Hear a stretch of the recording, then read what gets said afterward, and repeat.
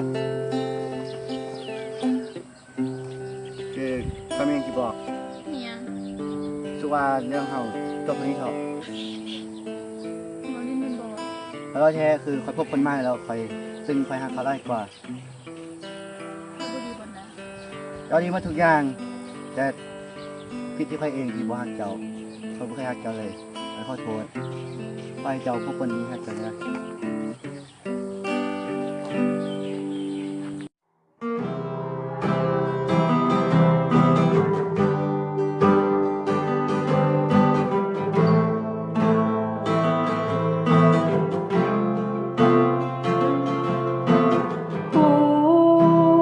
คอยยังหักเจ้าสันใดบ่ว่าจะหักเจ้าปานใดแต่หักไปก็คงบ่มีความหมายเพราะเจ้านั้นบ่เคยใส่ใจแค่คอยนั้นเจ็บปวดเหมือนตายปวดหัวใจเมื่อเห็นเจ้าควงคนใหม่เฮ็ดคอยนั้นนั่งเหงาเศร้าใจ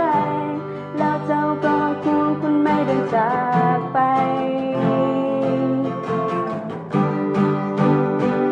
ในค่ำคืนนั้นวันที่เฮายังฮักกัน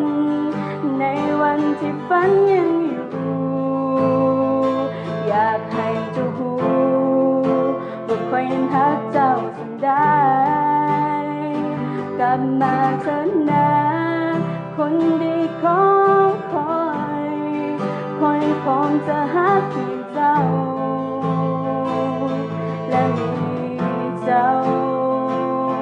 คนเดียวตลอดไป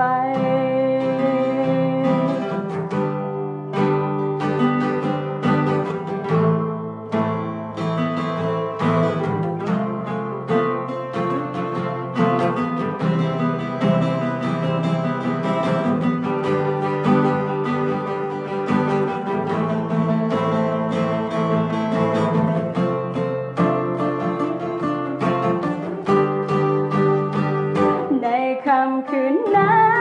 นวันที่เฮายังรักกันในวันที่ฝันยังอยู่อยากให้เจ้ารู้ว่าคอยนั้นรักเจ้าสักได้กลับมาเถิดนะ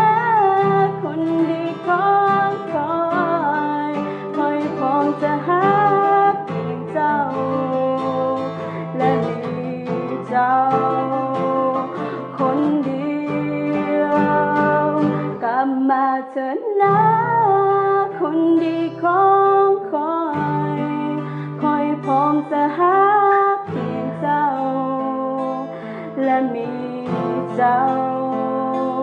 คนเดียวบ่เปลี่ยนใจ